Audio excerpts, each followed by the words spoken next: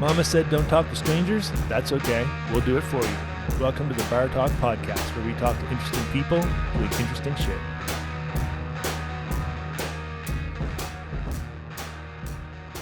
We don't pull shit up. We just go with the lies and the stories. And I think drunken half-truths. And the world would be a lot better if someone half-truths. just whoever had the most confidence was right. That's what it used to be. That's what it is now. What are you Yeah, it's talking also about? true. That's what it is Yeah. now. But I mean, you know, when you didn't know stuff and you're just like, yeah, all right, maybe they're from Manningish, maybe they're from Truro. Yeah, but you can Google shit now. But no Googling. I've never liked that. Never like Googling? No, I've never not knowing stuff because I can't stop thinking about it until I know it. Yeah, you're autistic.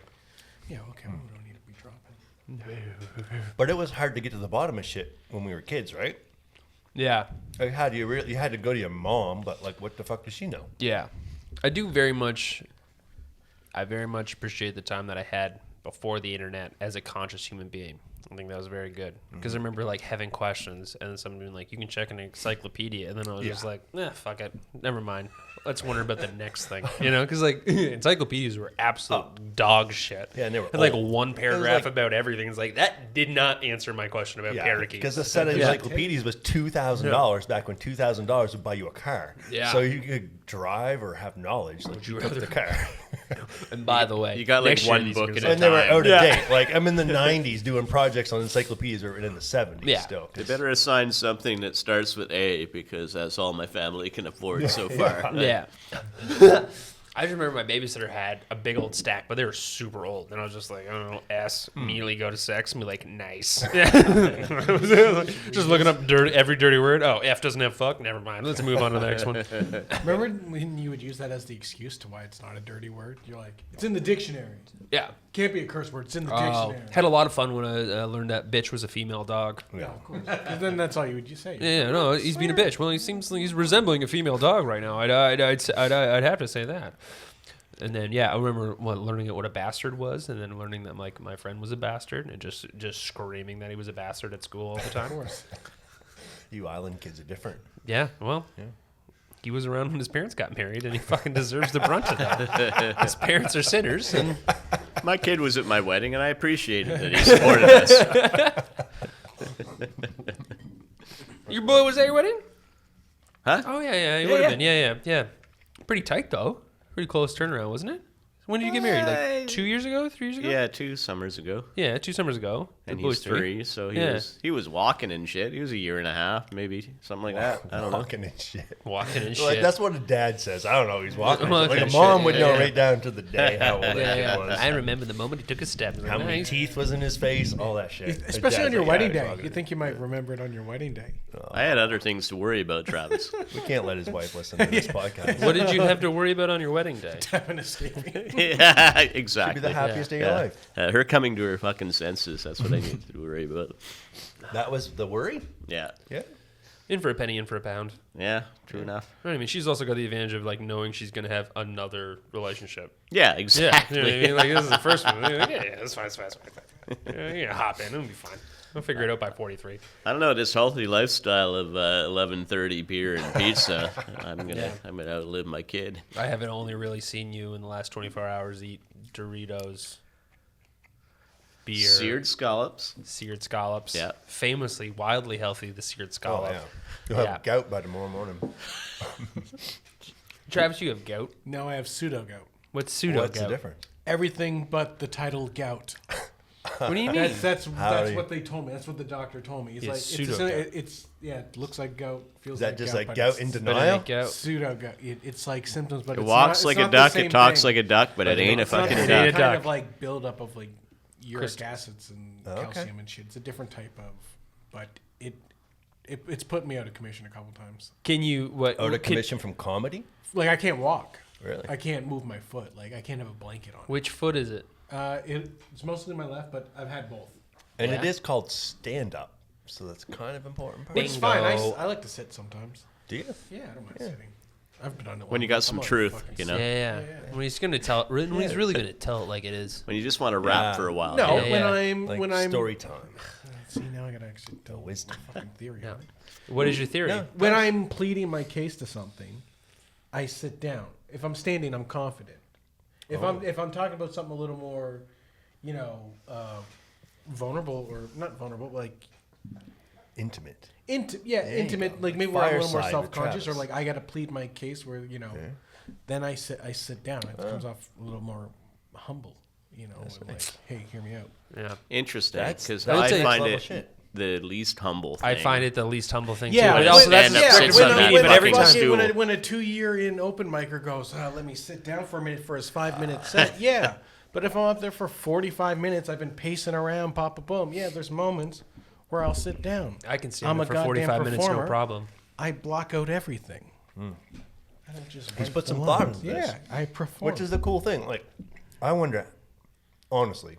I hate it. You guys are some of the best guys in Nova Scotia, I believe. I've seen you guys like grow. Like you've been coming here like 2 years now. Yeah, it's been a while. Yeah, 2 years, and I've seen you guys grow like so much. I've seen you guys in the city every time it gets better and better and better. And I'm wondering, what level of obsession does it take to get from what I saw 2 years ago to now? It's like how much of your day and your thought process and your obsession goes into your act. Like, give me a percentage of your waking hours. How much of your time and energy goes into like the craft? I don't know. I feel like a lot. I personally think of it a lot. Like I'm always thinking of it in some sense or another. I don't feel like I really turn it off. I think it's just kind of always constantly always on. going. The thing is, like, I get down on myself and like not sitting down and writing a lot. Yeah. But also, I'm like genuinely every time. I don't like just not think about stand up. Just think about stand up all the time. Yeah. So it's a program running in the background. Yeah. I don't know if that's healthy or it's good. Like, it's worked okay for me, but it's successful like people not are great. not fucking healthy. Yeah, but I think Successful people are obsessive, crazy people. It is tricky thing though, like when you're like, if you're just, because like anything could be a joke and you're just randomly, any spare moment I have during the day. Like I love showers, love showering and thinking about stand up. It's great. Driving. I got a couple jokes on the drive down here. It's great. I mean, like when I'm like, if I'm working or whatever, like sometimes it's a little harder, but if a moment happens, I'll be like, could this be a joke? Could it be added to a joke constantly kind of thing? I can tell. Yeah. As someone who's like tracked you guys for a while, like not in a creepy way tracked you, but I've been following what regular you're doing. way. Yeah. Bluetooth. Yeah. Well, the show when you came here and hosted the first show 2 years ago to where you're at now is just like unbelievable, man. Oh, like, thanks, man. I'm really, really proud. Appreciate that, dude. It's impressive. And I can tell that you put a lot of fucking work into it. I love it a lot. You obviously do. It's how I base my entire self-worth. And like the theme of this pod, there's no real. Well, and truer trust words, me, I man. think highly of myself when it goes well. So, well, like there's no real theme to this podcast, but the kind of the tagline is interesting people doing interesting shit. So we've had everything from dog trainers and politicians and just whatever. But it's always people that just love what they do and they've excelled at what they do, and there's some common themes in it, and it's just work. yeah. Work. You like find something you fucking love and work at it. So here's another question. How long have you guys dreamt about being a comedian, and when did it actually like you felt like it became real? Like from when you thought about comedy, like getting into it, and then when do you call yourself a comic? You want to go? Okay, first of all, this is Ian Black. Hi. Ian Black. Yep. Travis Lindsay. Dan Hendricken. Nailed it. Yeah. Nicely done. Sorry, is the question like how much time elapsed between thinking about it and doing it? Yeah. Wow. I don't know if I can answer that because like I think like as a kid, like I watched like Just for Laughs on CBC all the time. Like guys like John Wayne. Then you weren't a kid. God damn, the show, it's only 40 years and you're 50, bro. You were a teen. Outing me as a 50-year-old already. But no, it was always kind of something I was fascinated by, but I never thought it was something I could do. Like for me, it was like equivalent to being an astronaut. Like, I'll never do that. And then like, I think the clock started for me when like great comic, never does stand up, Bryant Thompson. We were working together at a restaurant in Halifax, and there was one show in the city. One show, and like no like permanent comedy club, and it was at a place called Ginger's. Oh, I've heard of it. Yeah. So it was upstairs from like the Granite Brewery right on Barrington, and that was it for stand-up comedy. like no permanent comedy club, nothing going on. And he started going down and like doing stand-up and doing well. Like he was kind of one of the heroes of the scene, and I started just going to support him and watch him. And he was always like, you should try this. Like, I think you'd be good. I think you should try stand-up. So like I started writing. It was literally 3 years before I got on stage. Wow. It took me that long to work up the guts to do it. And I was hooked. So 3-year clock for me, we'll say. Awesome.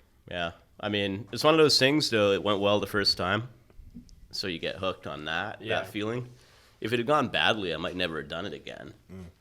It's gone badly many times since, and it will go badly many times. Persevere through them. Exactly. You know? Yep. When you know you can have that hit, Yeah. that rush of getting a laugh out of a room full of people, then you'll chase it. you Yeah. know? I think that's a cool story to tell because a lot of people that watch this or listen will be like, there's something they want to do, but they're chicken. They're scared. They're scared to put themselves out there. They're scared to jump in, put the work in. And it's like, Well, it's pretty cool that it's like scary to someone fail. who could like chicken out for 3 years yeah. and then be up there and killing. I That's don't know cool. about killing, but You- I got you- laughs. I didn't everybody- die. Everybody did awesome tonight. Cassian isn't here. Cassian hosted. He was the best I've ever seen him. Oh, you meant tonight? Okay. Yeah, tonight. I thought you were talking about I've it never first seen time. you before. Oh yeah. Okay. Cool. Yeah, so He was not there that night. to the me, first time you're- you did stand up. To me, you're a king. You would not have allowed me in here. All I know is what I saw tonight, and you fucking killed. Thanks, man. Right. Yeah. It was fun. It was a friendly room. They were a good crowd. Yeah. But like, I think it's important for people to hear that. Like, you can chicken out on something, be scared of something, be intimidated by something, and still come around to kill it. And you can be old as shit too. I was in my 30s before I tried it for the first Yeah. time. Like I was probably Dan's age. Oh, old. First time I did it. Well, Travis is the same age. No, you're older. Travis has been doing not this half his 32 life. yet? What's that? You're 32. Yeah. I'm only a month and a half older than Yeah, you. but you're almost 33. Oh, I wow. got till May. I'm the oldest in the... How old are you? Are you really 50? You're not really 50. I'm 50. Oh, Yeah. Really? Okay. Yeah. Clean living, son. I'm glad I'm not clean the living. Living Owens and Doritos. I was doing comedy for like, I don't know, like good friends with Ian for like 6 years, right? And just like, it's like, comedy's one of those things where like you're hanging out with a bunch of people who all, your mutual love is comedy. So like, it's all these different people from all these different walks of life. Like, it's really fun because you're in this community and you would like, there's no other circumstance in the world where, like, for example, us three would be friends. Like, there's no other way we No, I meet can't each other. stand Yeah. either of you. Yeah, well, I know. And, like, but even Just a to ride the to the extent show. of, like, this is even pretty close. There's some other people's like, what the fuck? But it was one of those things. There was like an article about a comedy show that Ian and another comedian, Robbie Vino, were running, and just the newspaper just randomly also like said their names and then brackets put their age, and everybody read it and they're like, Ian, you're 46? Jesus Christ! Because it was just like you talk to a person for like 2-3 hours, 3 to 4 nights a week, you know, like you hang out all the time, but you're like, I don't know, you just don't, like, no one's ever been like, how old are you? You know what I mean? You're just guys hanging out, and they're just like, Jesus. So why would they put that in an article? I still, to what's this day, the- I don't what's know the why the But that's fuck it that's was a in there. newspaper thing, isn't it? Yeah, I don't know. Yeah, it was just brackets. I They remember usually because do we were that hanging for, out with the Moose, yeah. Celebrities. You know, it'll be like Brad Pitt, 50 Yeah. something. Yeah. Shot it with, whatever. Jennifer Aniston. But people... But comedy yeah. keeps you young. Yeah. Childish. Yeah, maybe A little that. bit I don't know, foolish. maybe Sometimes it kills you young, but it keeps you young. Yep, it'll keep you young right until it kills you. Yep. Now, how about you, Dan? How long was it like in the dreaming stage? And when... Here's the question. When did you call yourself a comedian? You call yourself a comedian now. My dad was very much into stealing satellite TV. That was like a big deal for him. He loved pirating satellite television. Yeah, you never met anybody who pirated satellite television? I didn't realize you could pirate satellite. You can. television. Yeah. Like how like people have like their like weird like pirated Fire Sticks and stuff like that. You could do it with satellite TVs. Like there was at one point when I was growing up as a kid, like there was like 5 or 6 satellite dishes on our roof. Because he would steal signals and stuff, and we get a new Oh, box, okay. and you'd have Star Choice TV for like 3 weeks, and then it'd go down. You know what I mean? And then he'd find some other buddy who would help him out and get it figured out. So we had all these channels, and I watched a lot of stand-up comedy. Always loved it. And my parents would take me to like any stand-up comedy show that was happening at PEI, and I always loved it. And then So childhood. Childhood, yeah. And then I was dating a girl in PEI, and she was going to move to Halifax. And I was like, oh, I'm kind of done with PEI. I'll move to Halifax. And I just wanted to move to Halifax because they had a stand-up comedy club. And then, yeah, moved to Halifax. And, like, the next day I went down to Yucks on a Pro-Am night.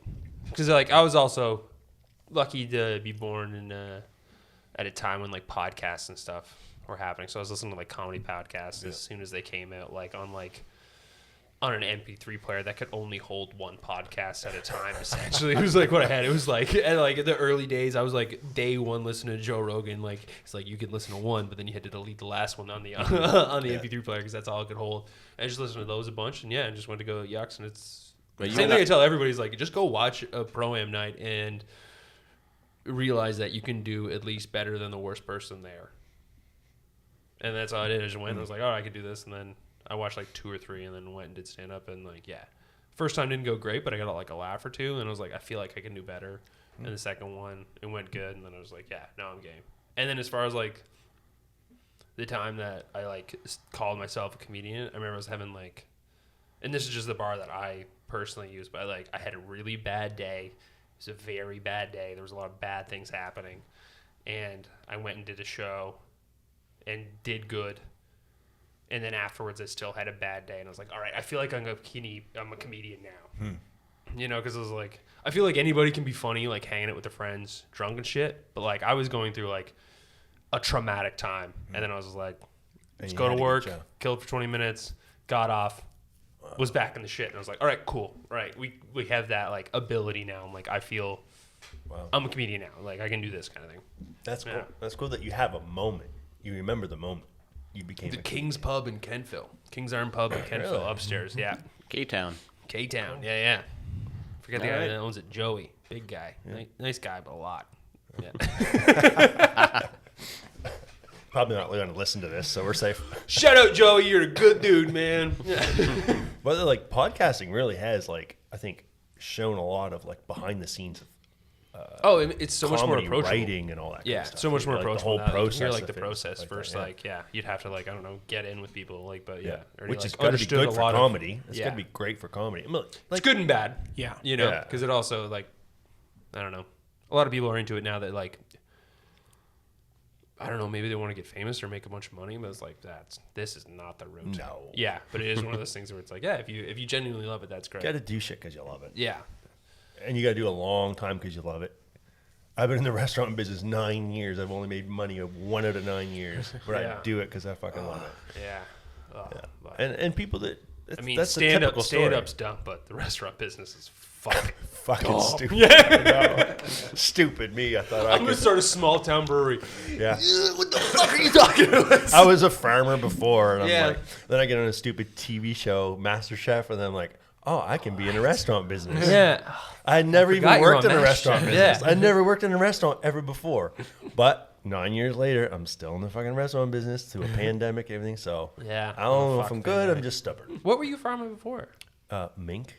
Yeah, of course. Always money in mink, they say. There what? Yeah. No, I know there's never money. Well, there actually used to be. Yeah. Oh yeah. Before everybody get into it. Yeah. Oh wait, was that what it was? Everybody got into it? Well, well, I was a 5th generation, so like, damn, that's keeping in captivity. But before that, my people were like trappers. Yeah. So Mi'kmaq and European trappers, like way back. So my people have been in fur business forever. Yeah.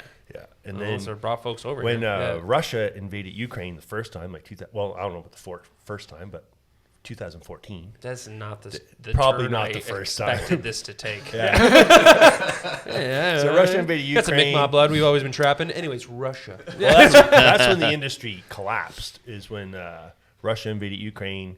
The West, like Obama was president at the time, put trade restrictions on the Russians, and then we couldn't sell to the Russians anymore. The Russians buy a lot? They bought a lot. Who else is wearing mink coats? Yeah. Well, that's what You gotta go. That's what I thought. I was goofing around because like you never see anybody in If you're furs selling anymore. But the second I fur, said Russia, I'm like, you have to sell fur to people that don't have like they don't have animal rights because they don't even have human rights. Yeah. Yeah, right? yeah. Like China and Russia, they didn't give a fuck about animal They don't rights. give a fuck. They They just don't want to give be they don't give warm. a shit about Mike, let alone a mink. No, yeah. And then so the Chinese are the only ones buying, and they didn't bid against each other in the auction. So mink went from like 120 each to like $20 each overnight. And Like a mink? each, yeah, A mink? per Oh, skin. damn, yeah. How many minks So would there it take was to make a coat? there was 2.2 million mink in Nova Scotia at the peak or at that time. Damn. And there was $167 million coming into the province every year. Jesus New dollars Christ. coming. It was huge industry. All my family, everybody was in it, and then it all just collapsed. Yeah. So I stayed 3 years, losing about $300,000 a year for 3 years, and then Yeah. after that I got on MasterChef, and I'm like, fuck this. So I went from losing $300,000 to about $40,000 a year. So it's a step in the right Good direction. business. That's a good business. It's a move good right business there. That's a Yeah. $260,000 turnaround. It's a sharp business Now mind I'm to in say after the podcasting. third year of losing $300,000. Now I'm a podcaster and don't make any money. So, I don't want to be a hard real to lose Kevin it. O'Leary here, but I think we Yeah. got to pivot. well, I figure people will probably always drink, That's true. and they do need to eat. Yep. Yeah. And when they can't afford heating oil, bring on the mink coats and the That's mink right. blankets, I guess so. making a comeback. Do you miss mink farming? This is gonna sound really creepy, but I only miss it in March at like breeding season. I was very good matchmaker for Yeah. the mink. Yeah. And what stands out as a quality from one mink to another to be like? Oh, you there's guys all kinds of get things. along? You both love you mean, volleyball. for them to Yeah. find each other? Yeah. It's all about the pheromones. It's all about like I thought you just open all the gates and let each other find each other. no, because it'd be too much fur flying. You gotta just kind of Fur is what you're selling. Yeah, you don't want it flying. on. Keep it on. You want to keep it on. Yeah. So Give them oven you mitts. take You'd be the fucking female rich. and you go over to the male cage, and you can kind of tell, like, Yeah. they're sniffing each other, they're checking each other. Some of the guys will like try to force this one and this one because their fur is like better together, like all for the quality. But I was going more for results. So I Yeah, had like a compatibility. 98% success rate and like finding the right love. Is there like in that? I mean, 98% is incredible, right? You know, I think like so. you'd hate to. That's better than Tinder. For me, it was for sure. But and not to focus on the bad part, but that 2%. What did you put? You take two minks, you put them in a square, and then you're like, you fuck or not? And like, Yeah, do you feel shame when you take them back in? Like, well, that's not it. Well, sometimes they'll just lay down and nap. They just aren't into each other. Yeah, I've had those And days. sometimes they'll Yeah. fight. That's not good. No. Yeah. How many little babies like- do you get out of one bang? Yeah, what's a litter? We had an average of about 5.5. 5.5. 5.5 average. What's a half? Yeah. Is a half like is a like a That's baby good. mink Like coat? some What is of that the half? females. So put two out, like- couples, 11 babies. Yeah, but it's like one guy to every 5 females. So one male would breed 5 females, and each female would have about 5.5 kits each. But some of them would put out like 14 or 16. Jesus. Yeah. Do those ones become coats too, or do they? Well, just yeah, stay the alive good and the breed? good breeders, you keep them for the next year and the next year and the next year, and as long as they keep producing. Any meat on a mink? There is meat, but Not worth for it. human Yeah, consumption. yeah, just a squirrel kind of thing. yeah. I think it's very stringy. From I Red bet. Dead Redemption 2, I believe they said it was a stringy game meat. Yeah, that's I can't kinda like a imagine squirrel. it. Because honestly, if you asked me to draw a mink, I'd panic. It looks like a. It's like a bougie weasel, mongoose. They're all in Yeah, that same just like category. a but they're long- vicious. What's, like a mongoose is what the English Yeah. would take to India to catch the cobras. Indians? and the Cobras, whole- yeah. Oh, Yeah, the cobras. You don't get But they're mongoose. savage little animals. Like Yeah. a mink, I've got so many scars on my hands from mink, and that's through like thick leather gloves. Yeah. Jesus Christ. They'll kill just for fun. Like if a mink gets in your chicken coop, they can kill like 30 chickens in a night. They don't eat them. They just kill them and kill the next one and the next one and the next one. If mink were 200 They pounds, probably don't like becoming coats. we wouldn't be. Yeah. pissed. I don't want a miss mink it. coat. It's hot out right now. I don't miss it. I didn't love it. It's just I was born into it, and when you're born into it, you don't. Oh my You god, don't yeah, it's their think about second it, right? nature. Yeah. You're just I good mean, at I was stuff, yeah. 5 years old when I skinned my first animal. Like 5 years old, skinning a rabbit, and my grandfather's yelling. I'm crying. He's like, Oh, you were crying? Oh, Yeah. well, I had to set a trap, setting snares. and catch this rabbit, had to kill it, had to skin it, and I'm crying. I don't want to skin this rabbit at 5 years old. It's not Do what you I now? want to do. Do you think of that as a good memory now, or you're like, Oh, that it's was a lot? horrific. Yeah. Okay. Yeah. But here's my grandfather standing over me. He's like part Mi'kmaq, and he's yelling. He said, "This is your heritage. This is what you need to do. This is what your people have always done. Yeah. Your life might depend on this someday. You need to fucking do it." And that's what you did. Have Yeah, you had to fair do enough. it yet, though? Have you had to do it yet? yeah. He I just haven't did it. had to do it yet, Well, it's, but who knows? The way the world's going, we'd be hunter-gatherers yeah, by next week. I've been telling you, I've Googled the odd thing. And I think if we are going to be meat eaters, if you're going to eat meat, you probably should have the Yeah, you balls. should be comfortable with You it. should be able to know where it come from and be able to do Yeah. it a little Yeah. bit. Yeah. I want to don't get know. into hunting, but it's just too I feel like gross. it's so if I much see money. shit, I'm done. It's the shit. If I see shit, I'm It's not done. the I blood, can't eat. it's the I can't.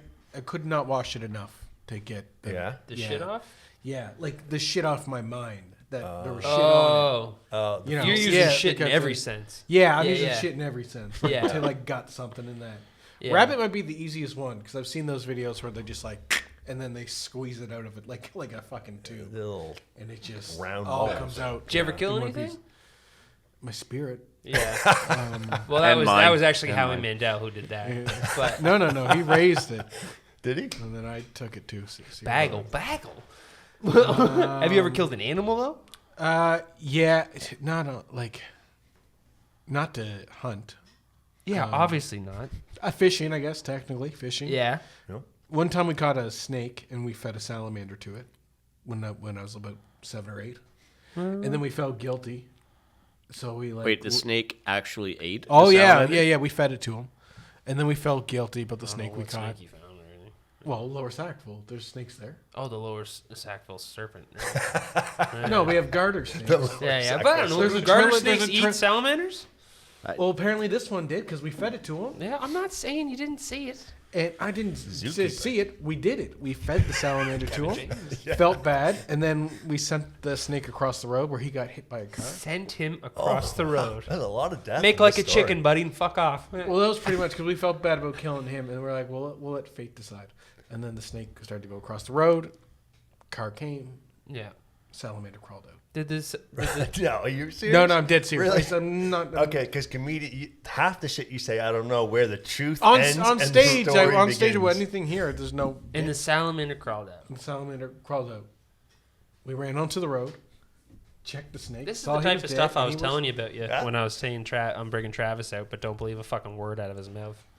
What do you mean? This is What do you mean? The happened. car, an the amazing car drove, story. the car ran drove over over the- a It's snake. And not only did the car hit the snake, it Yeah. also missed the salamander. The salamander's name was Jonah. Big. It wasn't the size of the snake. Once it's I know the sizes. He car seems very hits the adamant snake's about head. this, Yeah. Dan. I think the we should car believe hits him. the snake's head. Snake's head, Decapitates it. Clear off. but it's not a cut. We go it's out. a smush. We go straight over. Run over right away. I'm amazed. Yeah. Fucking I'm amazed. salamander is still moving around. He doesn't lie about this stuff. But And this it- is weird. Crawled out. Yeah. That's what happened. Did you stop Me, it? my buddy Chris Drysdale, his neighbor Damien. Can we get Same day references on Damien this got- story? Can we get them on the Snake. phone, please? Yeah. This is pre 9/11. I don't talk to these niggas no more. Is that your first N word on the podcast? I think it is. Yeah. Me or the word itself. That's probably going to be a 2 boxes, 1 check kind of scenario here. That's what everyone loves about me. How about you, Travis? How long was it from like dreaming stage to reality? What? Where's the salamander fit in? Probably 10. 10 years. 10 years old. I Really? wanted to. Oh, 10 years Yeah, old. 10 years old, not 10 years of wanting. Yeah. 10 years, and then 16's when I first went on Really? stage. Yeah. And What setting was that at 16? high school talent show. Really? Yeah. So you must have had people telling you were funny. I mean, I would do plays and acting, so I didn't know any way to. I tried out for my high school improv team, and I didn't make that. Really? And I was kind of felt defeated. I wanted that to be like my gateway into stand up. I thought, not realizing that improv and stand up are sworn enemies at the time. And I saw that the talent show was coming up. It was 16 years ago this Monday. And Do you just remember dates like that? Well, I mean, that's a pretty important one. You Yeah. know, January 20th, 2009. Wow. I have Was no the high idea school when town it show? started. Yeah, I mean, I did not tell you. It's all right. You shouldn't love something this much. And I entered, and I won, and I didn't care I won. I just felt comfortable for the first time on. Wow. You know, I was like, oh, this is where I feel like I can be me in a performance setting, not just like feel comfortable as a character. I can be myself, and I was like, I got to find ways to do this. And then I spent the next couple of years until I turned 19 sneaking into Jokers in Halifax on Spring Garden Road. I was doing co-op placement with Picnic Face, the sketch troupe, and helping them out with shows, and then sneaking in when I could. I was always too scared to sneak into Yucks underage. Because in my head I was like, well, if I get banned from there, I'll never work in comedy. You know, so I didn't feel comfortable lying. Little did I know, it doesn't matter how good you are. That brand name is a lot, though, right? Like, Yeah. It's a pretty big name. So I waited until for my official Yucks, where I was like, now I can finally pursue this as a career. That would have been 2011 when I turned 19. A couple weeks after, I went like Dan. I went to a pro-am. He was on it. Yeah. He And you said I can do better than that guy. no, Everyone does. No, I didn't. I said I could get better than Steve Buscemi because I didn't know I can remember Ian's name, and that's what my buddy Mark thought he looked like. Ian didn't have the beard at the time either. Yeah, a couple weeks later, I did it, and the host Peter White was like, "Yeah, man, you should come back." And I had been watching Peter online as I was getting ready to turn 19, so I become like a fan of his. So the fact he gave me that was like, okay, maybe I can pursue this. That's so funny, man. My first time on stage, Pete was there, and he gave me a thumbs up when I got off stage. So Pretty it funny. fucking means nothing. Shit. Yeah. So who are the legendary guys from Halifax comedy scene? Like, who are the guys that like kind of Nathan McIntosh. Yeah, Nathan's Yeah. the biggest for sure. But did Nathan do stand up in? In Halifax? I don't know. Maybe not. Yeah, I have no idea. But like Nathan's like he's from Halifax and he's been in New York for like 10 years now at least. Tonight Show and stuff. Yeah, Yeah. he's crushing it. Yeah, for like my guys are like Brian Thompson was around, like he was like the guy when I started, and Brian Aylward, he was around a lot. He was super great, and like I don't know, like like Peter White, Kyle Hickey, Peter Anthony, those guys were like already gone, but would come back, and you're like guys that were like from Halifax, but like gone and were doing well, and you're like, all right, cool. There's like So is this recent like immersed, like this recent like boom? Is it kind of like unique from the guys that were before? Is there like a? I think it's more like the scene's never been better than it has been. That's in kind of like the the impression last I like get, 10 but I years. really haven't been Because following it's not it, like, like, if you forever. start stand up now in Halifax, it's not like, oh, there's one bar that's doing it, and there's no ways to do it, and you got to do it because you love it. Oh, It's there's like, a no, bunch like, now. Like, what are the scenes? You got yeah, there's like a bunch of rooms. Like, there's like quite a few comics working and making like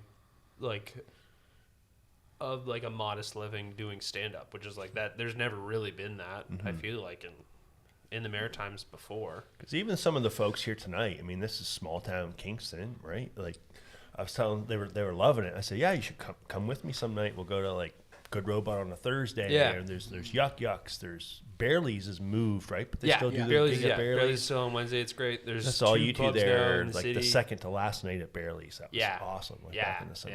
Yeah. Yeah. And like, what else is there? Isn't there like a dedicated comedy club now? There's two. There's Yuck Yucks and then there's Halifax Live. Right. Yeah. So those are Friday and Saturday. On Sunday there's a Sunday sesh, which is in like the Yuck Yuck space. Monday there's Gus's Pub. Tuesday there's Oasis. Wednesday there's Beerley's. Thursday there's Better Times and Yuck's Pro Am. So you can see comedy pretty much every every night night of in the the week. city. Yeah, you can get up every night of the week if you plan it right. And that's what it Yeah. kind of takes to like really make a scene, right? Like, Yeah, I mean it's definitely a great thing because it's the more reps you get in as a comic, the better off you're gonna be. Like it is, it's consistent reps help so much. It's nuts, and it's also one of those things where you need to be at it. It's a muscle that doesn't benefit from rest, really. You know, like the odd break, but like the more you do it, the better off you're going to be. It's amazing. Like, Yeah. I've followed you guys. I've seen some of your stuff in the early days, and then Yeah. see it like tonight and like the same bit, just like months later, is fucking killing. Even Yeah. like Cass tonight, he was doing stuff tonight that killed. That he was here on the open mic. I have an open mic here once a month. He was here on Wednesday night, and it was like all right. But Yeah. tonight it was like everyone's roaring, and Yeah. he's like he had tried it once. Must have like he's a farmer, right? He's like playing with stuff in his head. Comes back a Yeah. few days later, and it's like. It's such a crowd. It's a beautiful thing to witness. Yeah, it's such a crowd dependent thing too. Like, it's a great show tonight. But like one of the I tell the story all the time. It's like one of the times I felt like the most like understood as a comedian is my sister. Like, I was like a couple years into stand up, and my sister was in town, and I had a couple shows lined up. So she came out the first show, and it was like a great show. Like, I only had like 10 minutes at the time. Did my 10 minutes. Did really well. She's like, oh, that's great. And then the next night, went and did another show, did the exact same 10 minutes and bombed. She was like, what the hell happened? Like, you did the exact same thing, it didn't work. And I was like, that's what stand-up is. Like, it's room to room. You can do the exact same thing. You can do, you could do an exact recording of a set that crushes, and it doesn't matter. It's such a fickle art form where it's like you have to be so violently present in a room that you need to adjust so much that even it is one of those things too where it's like you come back and do this exact same set in a month and it's like and could eat shit. And you just don't know what's going to happen. Every night is an away game. Do you guys still that's bomb? the fun part. Do you guys still bomb? I bomb all the time. Really? Hell yeah. Yeah. I bomb when I sometimes hear on laughs. purpose, I but bomb yeah. when I hear laughs. What do you mean you bomb I have when my you hear own, standard of bombing. Really? You know, Yeah. there'd be times where people get off stage and go, "Oh, that was great." Do you ever feel like you've done well? Suck. I mean, yeah, there are times Yeah. where I feel good afterwards, but I mean, there are many times where I'm like, that fucking sucked, or I didn't get.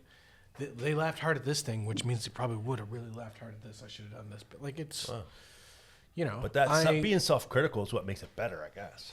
It also ruins to a your degree, life. but it also Yeah. there are times where you need to be able to appreciate what you've done. You know, like I said, I've been doing this since I was 16 years old. Clearly, I must be doing. I've done some stuff right to be able to have sustained this long. No, so Not I have enough to to give be a myself credit. millionaire. No, which is never going to happen.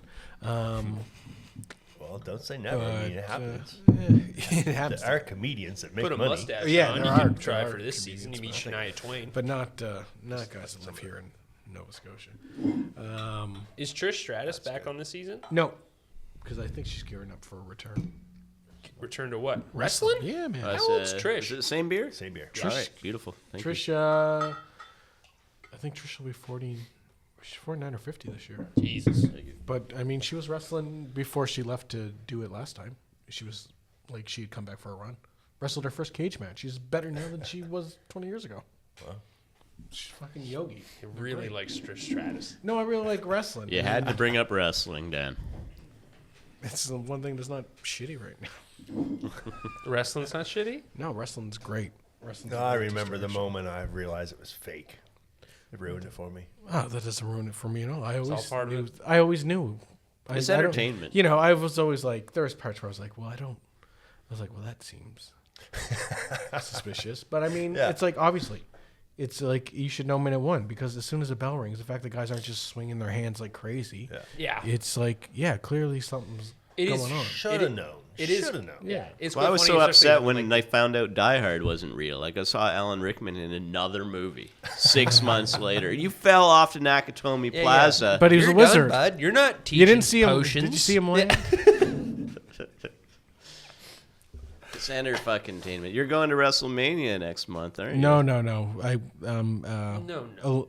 SmackDown and I am going to a wrestling thing, but not WrestleMania. Oh, okay. All right. I That's don't know that's that for shit. people with careers. This was this was like a last. This was like a Christmas gift for me and my girlfriend. Nice. Yeah. So did your girlfriend Lauren like wrestling before you guys started dating? No, You just got her into it? she totally converted. Yeah, she. That's how I feel about She me watched- feeling she- about Drag Race. she asked Like, me I wouldn't watch tonight. it before, but my girlfriend got me in and was like, oh, yeah, this is sports. Whatever. Let's watch it.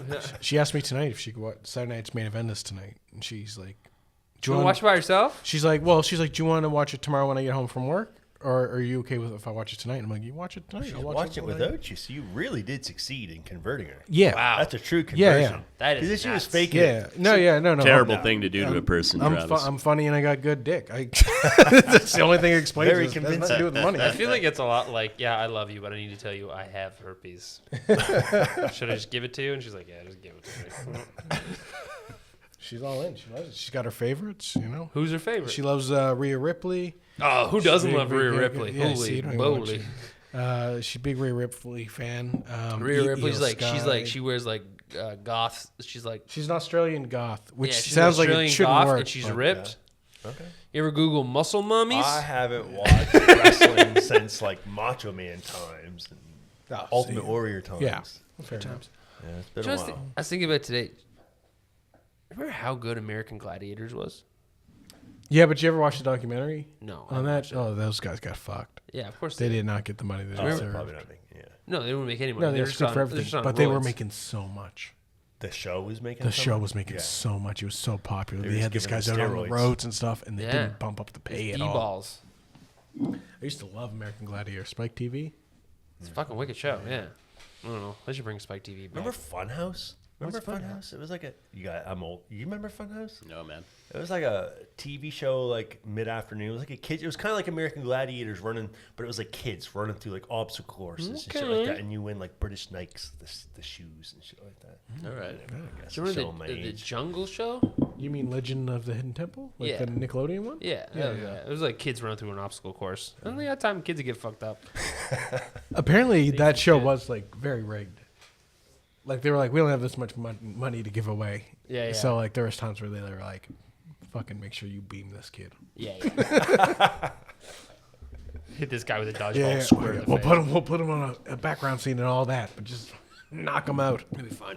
So it's got to take a lot of courage to just keep going at this. Keep doing stand up? Yeah. Well, I guess anything you really love. I mean, Yeah. Because there's like you say, there's not like instant success. It's a long, hard road. I'd argue there's no success. You've got. Yeah. Well, I don't know if there's no success. There's a room full of people out there tonight that just adored you guys and had a Yeah. blast. Yeah. And what you guys did, we all came together. Me as a bar owner, you guys as comedians, we came together and we gave people a beautiful night. Yeah. In a cold January in a tiny town in rural Nova Scotia, it's Yeah, fucking something to frozen do. outside, Yeah, yeah. and it gave people a great time. Like people Yeah. come out with their spouses and their friends, and they're laughing and they're having a blast, and that's something. Yeah. That really is something. We totally take that. Like, we don't even think about how yeah. like, other than getting the laughter from them, we don't even realize, like, how it's actually affecting them. Like, Yeah. it's a big deal for a lot of people. They got It really babysitters, is. not in this town. Apparently, no one Yeah, has yeah. kids. No babies but, in this like, town, but yeah. It is. That's something I gotta always remind myself though. Is like, cause Yeah. like you've made a quick to get commitment. down on myself, but it's also like, you know, like this has been like I'm tired.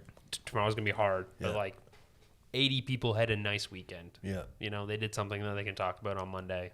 What I tell We're my good, yeah. staff all the time, I'm like, we're making people's lives just a little bit better. You know, try to make Yeah. a good beer, try to make a good meal, a good atmosphere. Yeah. Have a cozy place for them to come in and enjoy themselves. And we're just like, we're doing our part in helping these people just have a little bit nicer of a day. Yeah, just a And small you guys, break like- from the relentless And bullshit. you guys, with Yeah. all your hard work, give these guys like the highlight of probably their week. Fingers crossed. It's, yeah. it's great. It's a Yeah. beautiful thing. And if everybody can just do whatever it is they do to help someone else's life just be a little bit better, like what a better fucking world we yeah. have. I was thinking about that. I know like, that sounds cheesy, but it's true. it is true. I get like a deep satisfaction when people are super fucking good at their job. Yeah. Like when people fucking nail it. Yeah. My like, especially with jobs that like might not be like overly glamorous by any means, but like, yeah, I just the thing that always like sticks out was like if someone's really good at a drive-through, like through the speaker, and they're just crushing it, and like got like a good attitude. Weird segue. There's this kid that works at the McDonald's. It's not me, Ian. No, there's this kid that works at Not that McDonald's autistic. just past Windsor. Yeah. Like the one, like whatever that exit is, where there's like if you're heading towards town, there's the A&W on the left and the McDonald's on the right. There's this kid that works the late night shift. I've been there 3 or 4 times, and this kid fucking crushes it, and I fucking love it. He's like riffing, he's doing bits, he's got a good attitude. I'm like, I fucking love that, dude. Right. Yeah, I just love when people are like, this job's not overly sexy, but I'm gonna crush it. Yeah. Just for other people, and you're like, nice, great. Like, it's just a mundane customer service interaction. You're like, yeah, no, I don't know, you just decided to crush this, and I'm having a great time. This genuinely made my day. You know what I mean? So I do love that. One of the pinnacle example of people just crushing it is like, and I know it might sound cheesy, but Disney, like Disney World parks. Have you been? You are obsessed with Disney. Yeah. You've been to Disney, right? Yeah. It's amazing. Everything to do is perfect. Everything Yeah. is painted perfect. Everything is clean perfect. Yeah. Like my daughter was scared to go on the Tower of Terror. My family's obsessed with Disney. My daughters, they're going here next week for the 10th time. They've been to Florida, California, Paris, 10th time. And one time my daughter was too scared to go on the Tower of Terror. She was crying. Her mom and I and the other kids went on. She's crying with her grandparents because she thinks we're never coming back. We're just going to die in the fucking Tower of Terror. Yeah. But out of nowhere Goodbye, comes everyone. this girl named Jessica who's got coloring books and crayons, and she sits there and distracts her. Makes her forget that her parents might die in the Tower of Terror. Yeah. And then when we all get off, she takes us to all the different rides. She goes, what are your favorite rides? She takes us to the front of the line. And it's like, spends a half an hour. These kids have a great time, and it's just off. It's like disappears, It's like Mary Poppins, right? That little She's extra also just to stuff make is- somebody It's else's amazing fucking what week. they do there. Yeah, it's almost creepy. It Sometimes is where you're almost like, they creepy. just know exactly what each person kind of needs. And Everything is done to perfection. Yeah. Have you heard of the it's like a Disney nice hug? escape. What's that? Well, where the characters won't let go until you do. Yeah. The kids Oh, gotta really? let go first. Yeah. Well, not even just the kids, anyone. Yeah. Oh yeah, of course. Have You got a stopwatch right there? You're like, Have you tested this? I theory, like. Travis? Oh yeah. Listen, I let go of Goofy first, and I let go of Mickey first. I know I do. Yeah, my son. But it's the son you know, saw here when he was 3, like the Yeah. tall guy. When he was 3 years old, he pulled Tigger's tail. It didn't go well. No, of course. Yeah. No, it didn't go well. yeah. Tigger didn't like that. Well, of course, he's in Orlando in a tiger costume, black stripes on it, little heat marks essentially. Probably. yeah. But it is absolutely impressive. But I hear they have like the Disney Institute where they teach other companies Yeah, there's how all- to find yeah, people yeah. for their roles. Like Yeah. Disney actually teaches other like Fortune 500 companies. Yeah. So And it's all about. They don't say like find someone and train them to do this. They say find someone who's naturally gifted towards that thing already. Yeah. Like, that's basically what they do. Yeah. Yeah. Yeah. Do they Interestingly, pay we're- well? Yeah, that's what. But like, do they I mean, pay you well? probably Like, move up, you probably. I feel like people are searching. Like, I feel like most of their employees are searching them out. You know what I mean? Like applying because they're like, I need to be here. You know, if you're that type of person. Yeah, but you'll hear those stories too. Like people they'll audition for like a princess and stuff, and they'll get a job, but they won't get like the princess job. Like again, Yeah. it's But there's like opportunity to move up. casting. Yeah, there's Because chances you to can be move a up, princess and at there's the chances park. to- The next thing you know, you could be a princess in a movie. Yeah. Right? Or to get the streaming now. I mean, the Disney empire is pretty big. Like, they have one of the bigger aspects of the empires, parks, yeah, But yeah. then they also have the shows, the movies, the whole thing. I wonder what that audition's like though. If like somebody comes in to audition for a prince and we're like, buddy, you're not a prince. Like, buddy, you're not Gaston. Don't worry about Did you it. hear Yeah. about the guy that played Gaston? That he put fireworks on his head when he was off at home. No. Like he was playing Gaston in the park and he had fireworks on his head and it burned a hole in his head and he died. Jesus, no, I didn't hear the story. Gaston fucked up. Well, it's just one more example of why you don't put fireworks on your Yeah. head. I'm When will surprised they let ever those learn? Americans Yeah, have yeah. those, yeah. Yet another no one burns fireworks like to Gaston. head down. Fireworks are one of those few things when like people die. I'm like, you signed a social contract when you put them next to your head. Yeah. He didn't know. It's like you got to back up, Terry. You don't put them Oh. right next to your head. How smart are you if you're playing Gaston? I don't know. Did he expect them to go it the other way? Did he I don't mean know. and then he had them. Roman candles are have tricky. no You don't know idea. which way they're going to shoot. Well, not the end you like. Just don't put that anywhere Well, I near think you. I also like Roman candles as an example. Like I've held a Roman candle when you fire it, and it is a greatest social contract where you may lose your hand because like they're all cheaply made in cardboard tubes. It's like you're expecting one to fire after another, but if they all decide to go at once, I don't know. You're just You're really Yeah, you depending on the can't play skill of an Xbox 8-year-old anymore. Yeah, Chinese yeah. child in a factory that made that thing for you. And listen, he's sue the fucking good 7-year-old? at his job. Not in the same way Disney kids are. You gotta have tiny fingers to put them down that little tiny. Oh my god, yeah. He was distracted. Yeah. Excellence. It is cool to see someone who just loves their job. And loving it, I guess, is the thing that makes it great. Yeah. Because you guys didn't love this, you wouldn't have stuck with it. Not at this point, no. yeah. Yeah. You must have seen... Because there's a point of diminishing returns. You must have seen a lot of people that started around your time that have just quit. Start around my time. I mean, you Not see enough. you see that every Yeah. year. You see that every year. You see people Yeah. come in and, you know, I think you'll see a lot of older comics be a little more standoffish sometimes, and people think it's like, oh, they're mean. It's like, no, Well, wait and see I'm if you tired of stick making around. a friend for 3 months. Yeah. And then having someone, you know, dip Yeah, off and That's definitely part of it. Is like, and then hang be around the for a guy year. that needs to inform them and like, oh, you're still doing it. That's so great. It's just like, I don't want to have that conversation every time, you know. It's really satisfying when people quit because you're like, yeah, that is the right move. One down. Yeah. I remember like a guy came and did like an open mic and he did it once and it went really great. And the next time he came back up and it was very similar to the story I was saying earlier. Like he did the exact same thing and it just wasn't going good. And he got halfway through and he was like, do you know what? No. And then he walked off stage and walked out of the room and the stage was right beside the door. It was at Gus's Pub. He just walked out and I was just like, Bravo. yeah, that guy rules. I Like, saw Yeah, Like, he didn't- that's he a didn't- man with self-awareness and Yeah. confidence. Is yeah. it? All right, But this isn't for 'Cause me. I feel I'm like out. there's something wrong with me. Like every time I do something, I stop and I'm like, I feel like I can do a little bit better. Nothing You know like what a I mean? Which mic is like, drop and that's where- not like that's not like a negative thing. You know, it's helped me in a lot of ways in my life, but it's also I'll get fixated on one thing and it'll ruin my life. But that guy was just like, you know what, this isn't for me. He addressed it. He realized that, and he just But you walked say out it in the went night. well I'm like, for him the "Fuck first yeah, time, dude." right? Yeah. It went well for him the first time. So Yeah, do he you just think- realized that his effort wasn't going to translate into immediate success. I assume.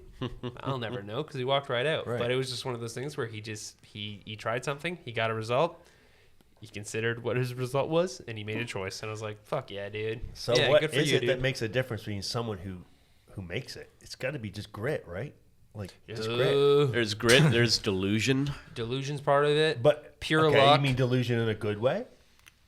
I don't know whether it's good or not, but I actually Does some people? I suppose some people hang on when they suck forever. 100%. Yeah, But that's always I think interesting. I've always believed you need a certain level of delusion to pursue it, right? You need Yeah. to think you're better than you actually are to keep trying. You know what I mean? Yeah. Like Yeah. you need. That's how you get better.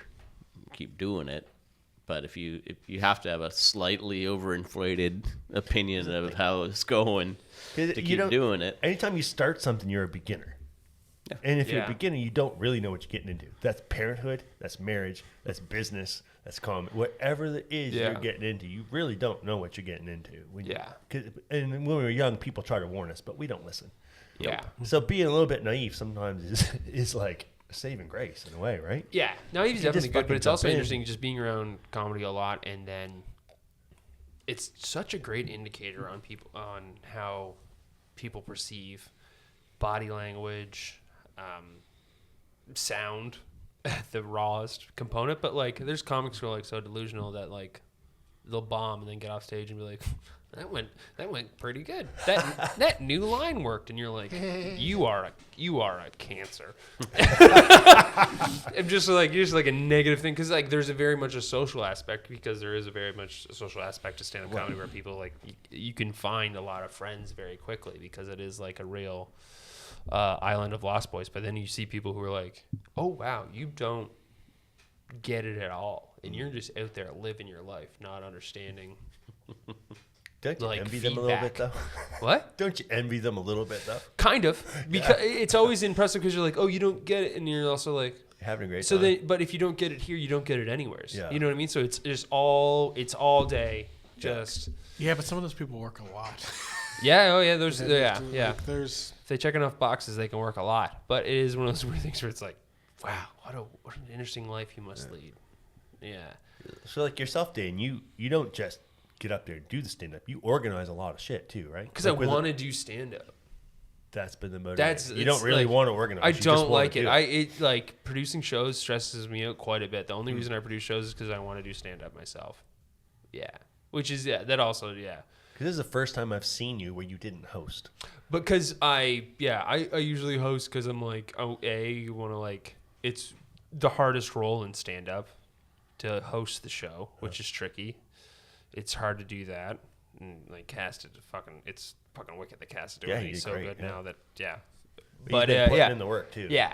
I got a lot of like work early because I was always game to host, and I like figured out how to do it early. But yeah, it is definitely one of those things where I don't enjoy producing. Like I like having a show and it going well, but I really don't like producing. I need to do stand up and I get booked a good amount, but then not enough that I want it. But you've as created much your as own I wanna do. opportunities. Yeah, exactly. Yeah. That's the only thing. Yeah. And that's one of those other things where like I don't judge anybody or what their life is or how much time they have. I have a nice life where I don't have any kids or real responsibility, or I can take that time. But it is one of those weird things when people are like, "Oh, I love stand up," but they're not producing. So I'm like, "Do you?" You know what I mean? Because like I'm out here fucking. I've been on Canva for fucking 3 hours. Go to Kingston. I go to Kingston for this shit. Yeah, shut up, bud. You know, like, oh, I need it. And then that's when they message me, like, can I get booked on your show? I'm like, go fuck yourself. Yeah. Like, yeah, it is one of those weird things where, like, I had to teach myself how to produce shows through a lot of failed attempts. Mm-hmm. Just for the sake, because I need to do this. Because I'm like, more of a miserable prick if I don't. So we're better off doing this. That's some impressive drive, man. Really is. Yeah, producing shows a thankless task, really. It sucks. Yeah, because it's like, I don't know, I find like stand-up and producing shows, it's not like a straight line. Those are two different skill sets that you need, and it's a lot that I've had to like teach myself and learn just because I wanted to be able to do more stand-up, and it's fun to do stand-up in a fun room, how to produce shows. Yeah, it definitely it hit a lot because like I always like was producing shows because when I first started, I became the doorman at Yuck Yucks because like then I could just be around stand-up more. Yeah, me too, man. Yeah, it's amazing. It's the best way to do it because every time there was a show without a guest spot, I would just go to the guest spot. That's how I got Halifax Comedy Fest. That's how I got my first credit and stuff. Like, it just helped me out so much just being around. And then all these headliners would come in looking for extra shows. I'm like, oh, fuck, I'll try and set something up. And then I would just start setting up all these shows. And then I saw the momentum that would give me and connections it would give me and extra stage time. I was like, all right, well, this sucks, but this is just kind of the work of the thing that I love. And it's like there's nothing that's just pure ecstasy and fun, you know. Ballsy, like, man. Yeah, it's impressive. Like, create your own opportunity. Yeah, that's like, I think a lot of people sit around and wait for something to just drop in their lap. Yeah, but you went and you're making it happen. Yeah, it was the same reason we connected. It was like when I moved back to Nova Scotia, I was just like, I want to do as much stand-up as I humanly can. So I messaged every craft brewery in the province being like, are you game for stand-up? And yeah, you were one of the only ones that was like, fuck yeah, I'm game. And then boom, done. Rock and roll. And now we're sitting here. I can't get you here enough. 2 years later. I want you guys back here every month. Yeah. How many shows has it been here at Roof Hound?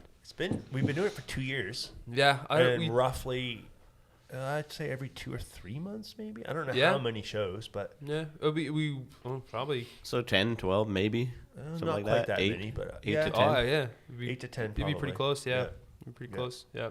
And I hope like this side here, like this new room that we hope to have going like spring, summer, and we got like our open mic once every month, trying to build like our local guys.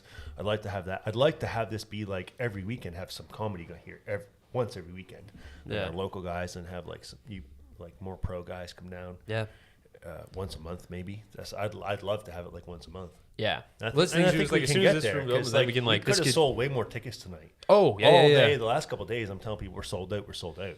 Yeah. Like, I'd love to. We could even do like a back-to-back Friday, Saturday sometime. Yeah. Genuinely. Yeah. It's more of an off podcast conversation, but 100%. Because even yeah. But the like, point for the we sold audience it. We sold it on like Tuesday. I want to build something I think. here. Yeah. I really want to build something here. Yeah. I want to be a part of it. I love being a part of it. Like Wednesday night, I send all the rest of my staff home. There's only a handful of people in the bar. I'm giving free drinks to the comics that get up. Sometimes there was a 70-year-old that the get up. liquor inspector. Well, I'm paying for it. Yeah. There was a 70-year-old guy. Everybody paid $250. Yeah. There was a 70-year-old guy get up and did comedy for the very first time. That's fucking awesome. I love that. Because he said his birthday speech last year went really well. Hell yeah, dude. Amazing. It's fun. It's pretty easy though doing a 69th birthday speech. I suppose. You know what I mean? The jokes write themselves. I mean, come on, what are we doing here, old fella? Yeah. But I also like the thing about stand up and like an open mic too is like I don't know. I think everybody should try it. Oh yeah. I think it's like if you ever like the slightest inkling, I think you should go for it. You know, Yeah. I'm talking from a blessed position of someone who doesn't have a fear of public speaking, but it is one of those things where like, man, It's one of Give those it a things go. anyone can do it for Anyone one can do for it, the yeah. first time. There's nothing Anyone to can it, do it. yeah. Go to your comedy club, sign up for the open mic, and you'll get that one shot. Yeah. But it's Anyone that wants to surprising gets that one how shot. great the first timers have been. yeah. It's enjoyable. Oh, it yeah. really is. Yeah. There is a real like innocent joy to it. Like I've seen so many people do stand up for the first time, and I genuinely love it. Yeah, Every there was this time. Ukrainian girl that did a whole like 5 or 6 minutes on how like she's moved here and How the cheap Canadian mink fur is now. Yeah. No, What but brought her out here? I don't know, probably a war. I don't Yeah. know. Oh But yeah. The land of But there mink was and talking about Nice. how the Canadian geese are so aggressive, so we should Yeah. get them to in charge of the national defense. It was funny. Change the Good. name Fair to enough. Russian geese. Yeah. Pretty bushy. But it's been a fun process to be a part of and see, and it's just a little bit better, and more people coming out. So it's been cool. It's super fun. It's such a great opportunity for being in a smaller town to have that shot. Yeah. Because like that's the other thing too is like, well, Ian was talking about like, oh, never having the chance. Like, I don't know, growing up in rural PEI is like, I'm not like that's not an option to be a stand-up comedian. That's not a viable thing. Yeah, it's like potato farmer, Yeah. lobster fisherman. You know, and I've been at it now for 12 years, and I can still agree that it's not a viable option. Come on, you're being It's modest. good, it's You're good, doing- but you're it doing- is- you got to be doing fairly well. Oh, I mean, yeah. I mean, I still call got yourself another a comedian? job. Yeah. Yeah, I know, but I mean, I'm making full-time money. I could live off stand-up, but Do you have any jobs? I got a pretty lot quiet. of jobs. Yeah, that's not true. Yeah. Yeah. I feel like I'm still a farmer. I got to do side gigs to keep my farm addiction going. I got to do side gigs to keep my. Well, you still watch minks fuck, but that's just for the Well, love of the game, that's just baby. for the fun of it. That's just out of interest. Just to remember the good old days. Oh, January's getting pretty close to March. That's true. Why March? So normally they would breed later, but we would turn the lights on to make them think in the barns to make them think it was a little bit later. You turn in these the lights spring. on, I'm like going the to start Toothy pulling Moose. moves on you guys. Yeah. Lights on, boys. Last chance for fucking. 2 a.m. at the club. Pick now or don't pick at all. Speaking of the Toothy Moose, my son and I were hanging out with Theo Vaughn at the Toothy Moose this summer. Hung That's out with him pretty in his cool. booth till 4 a.m. It was fucking cool. Yeah. Yeah, we Nice ran into guy? him in the awesome guy. Yeah. We ran into him in the street. He said, "Yo, father and son, get over here." He said, "I love that shit." He took my phone, get a selfie. Then he remembered our names. We ran into the Toothy Moose. He said, "Lucas, where's your dad? Come up here in my booth." So yeah, it was great. Cool. Fuck yeah. Hung out with him. Why on are the we couch. talking about minks and our careers Yeah, when we yeah. could be talking about your night with Theo Vaughn? Well, that's all it really was. Is he sober? Uh, Not that night. no. He's well, famous. You know what? He's a very think- good spokesperson for being sober because Yeah. he realizes that it's not a streak that matters. It's the it's- attempt. I Yeah. think he had a little bit of red wine. That's Yeah, yeah. all. Stuntmen and addicts. But- More alike than you think. It's all about the attempt. Being from Digby, there was another young man there from Digby who's a fisherman, and the fishermen love their cocaine. Yeah, famously. So I go down to the bar to get a drink, and this guy's like, "I want to come up." He said, "Introduce me to Theo and give him some cocaine." I'm like, "You need to fuck right off. Yeah, don't You do that. are Yeah, not yeah. getting up there. Yeah. I am not letting you. 'Cause this guy's like 2 years sober. You are not giving Theo Vaughn cocaine." Yeah. And he Well, was you're a good man. like, he's a pretty famous guy. He sold out the hill that night. It was like 9,000 people. No security, no handlers. Was that no pre or man- post Trump interview? 2 days before? Oh, wow. So I was would've hanging been out with him filmed. like 2 days before. Yeah. It's okay. It would have been filmed already. I was going to say. Damn. Would have been Probably. funny to have coked up the interview and Can you imagine losing your sobriety streak in a fucking toothy moose? No, I mean, that's so probably where it Low-quality happens for a toothy lot of moose people. Cocaine. What He's else such is that a place sweet for? guy. Theo Yeah. Vaughn is such a sweet guy. Yeah, he does seem like a genuinely good dude. No way I'm gonna let that go. Was down. the show good? Oh, amazing. Yeah? really, Fuck really yeah. good. No, yeah, that Great Outdoors Fest is it's Yeah, pretty I great. see, Matt Rife is coming this year. He's got 2 nights. Yeah, Yeah. we'll probably add another one.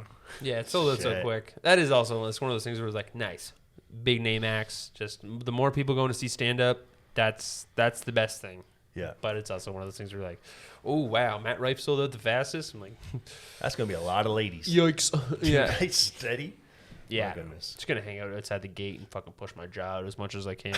It'll be fine. But I mean, it's pretty cool. There's so many like specials and it's more stand up than ever. It's and- incredible, and yeah. big shows It's coming around. It's definitely it's a good time. it's a second boom. We'll see if the bubble busts or not, or like what'll happen. But I don't know. I don't think so. It seems like it's pretty steady. I think because what I've seen as a bar owner in the last 5 years with COVID, people don't go out that much as they used to, and the stats Yeah. show that. Like Yeah. restaurant reservations, concerts, Yeah, Uber, like you follow all the stats, all that shit is down. yeah. People were just forced to stay home, and they realized Yeah. that like home So is the not fact too bad. that comedy can be as strong as it is, despite that, Yeah. is very impressive. I think Because yeah. the musicians, you talk to a musician now, their heyday's gone. Like the big guys are probably good, but a lot of the small bands that made a living, like cover bands doing bars and stuff like that, they're fucked. yeah. They just can't get the gigs, like karaoke people, stuff like that. People aren't going out for that. And at the same time Yeah. that their graph is going down, the comedian's graph seems to be going up. So I think that's Yeah. it's pretty impressive. Oh, that's great news, honestly. I think so. Yeah, I have a deep resentment towards musicians that play other people's songs. Like, Yeah, that is, like, 100%, I'm man. like all for it as long as like if it's great, but like I don't know, the word artist gets thrown around a lot, and like if you're gonna play fucking other people's tunes, you don't have an original thought in your I'd head. be like you getting up telling Jerry Seinfeld's jokes. Well, yeah, I mean, it's well tried path to be like, oh, you didn't make this up, but it's like, yeah, karaoke and cover bands, like, oh, they're gone. Good fucking riddance. Like, if I want to hear Petty, I'll put them on, buddy. Don't worry Yeah. about it. Yeah. Oh Christ. But I it- mean, yeah, I think it's definitely podcasts though that are definitely like introduce people to stand-ups more, because there's a lot of people who are like better at podcasters than stand-ups, but they are stand-ups. Yeah, I honestly like I like Theo Vaughn's stand-up, but like I think he's a better podcaster than he's a yeah, stand-up. yeah. And it He's is, he's just so vulnerable and kind and sweet and Yeah. and off the cuff funny too. he's got a unique voice. He's Yeah. incredibly funny, and also like an unrepresented point of view, you know.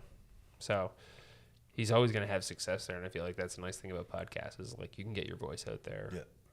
immediately without a lot of filtration. Because even like if you watch like Theo Vaughn in like The Real World or like the shitty shit, the jobs he had before, he doesn't even really have a southern accent. Like he has to hide it because he was just like a young, handsome guy. And they're like, oh, that'll work, but don't be less southern. Yeah. Versus the mullet that he is now. Do you guys have podcasts? Used to. Yeah. Yeah. 3 or 4 failed attempts at this point. Really? So what's a failed attempt? Like why'd you give up? We have Boys Club. Yeah, and then well, Andrew creative. died. Yeah, creative differences. Creative differences. Yeah. Andrew Two of you died. wanted to One live. died. And Yeah. the other 2 lived. Me and Travis have an unreleased watch along to the ranch, season Ranch. 1. Really? Yeah, where we drank 38 Budweisers and watched every episode of season 1 of the ranch. And Danny Masterson really fucked that up. yeah, Danny Masters fucked that up. Also, we fucked it up by just being blind drunk by episode 3. Just does not work. We were just chugging. But I mean, sure as you guys know, like podcasts are an incredible amount of work. It is. Yeah, it's a lot of work, And then which is a again- lesson I've learned time and time again. And I guess it depends, like why. Or like we have no intentions of making money.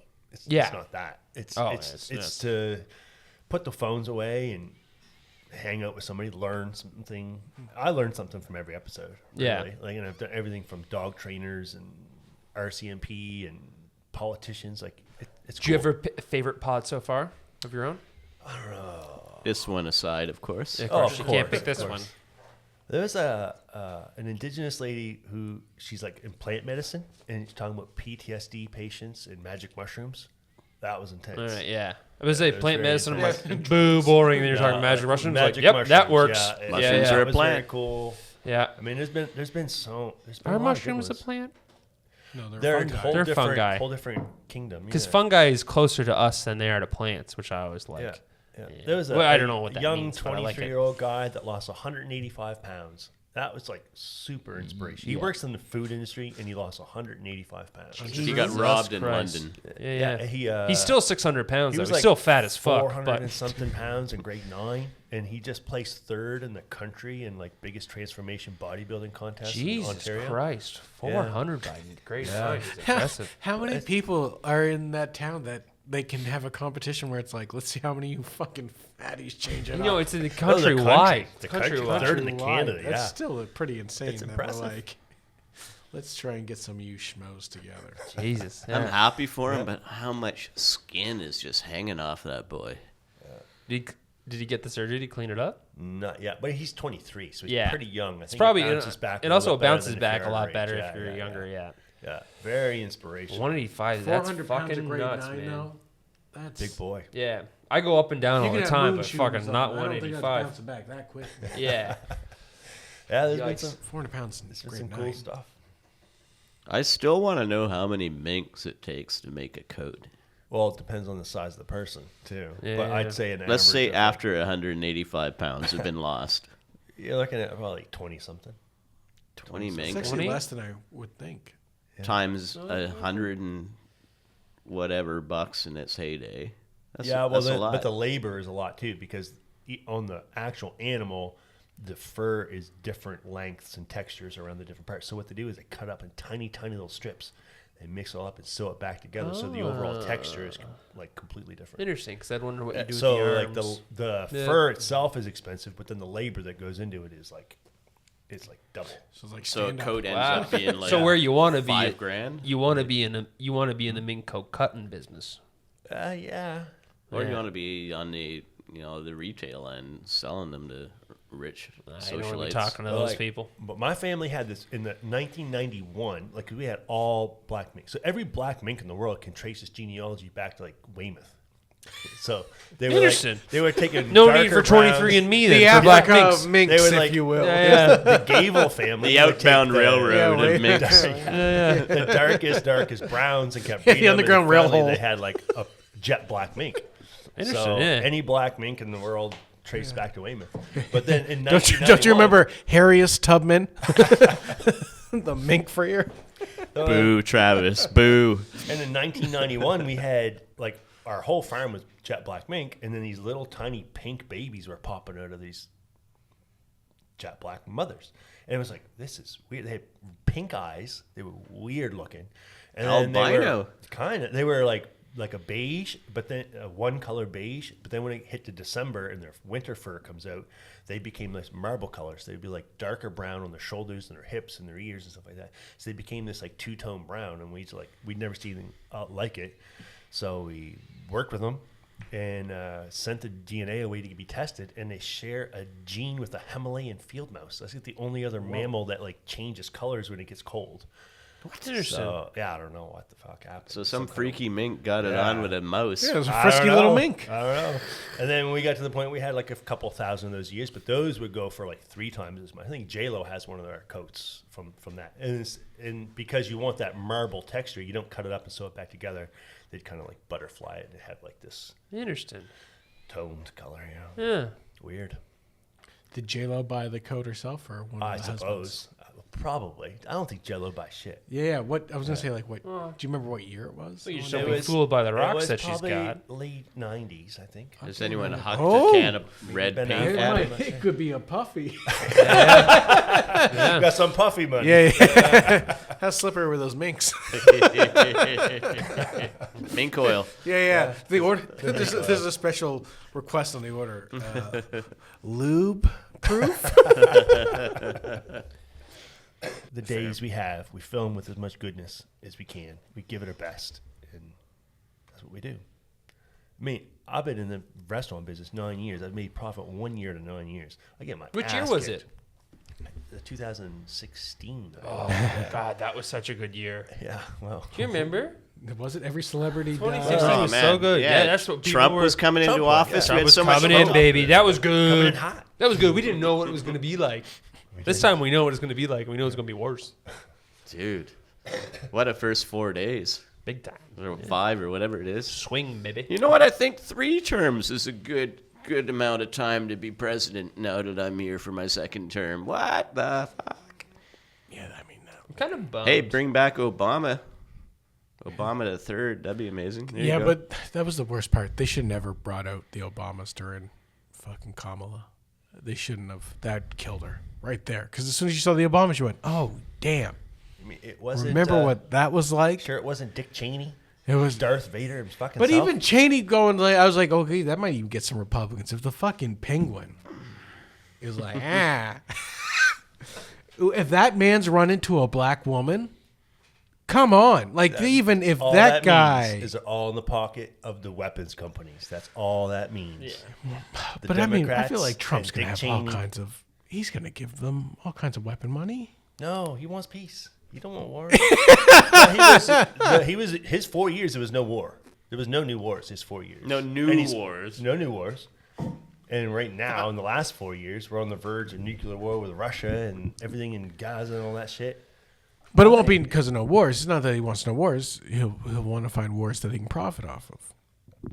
I don't be all think he's money. profiting off them. He profits off golf and tours and vacations and shit like that. Economy booming. All that fun stuff. That deep state. That deep state weapons military industrial complex. I don't trust those fuckers. What does deep state mean?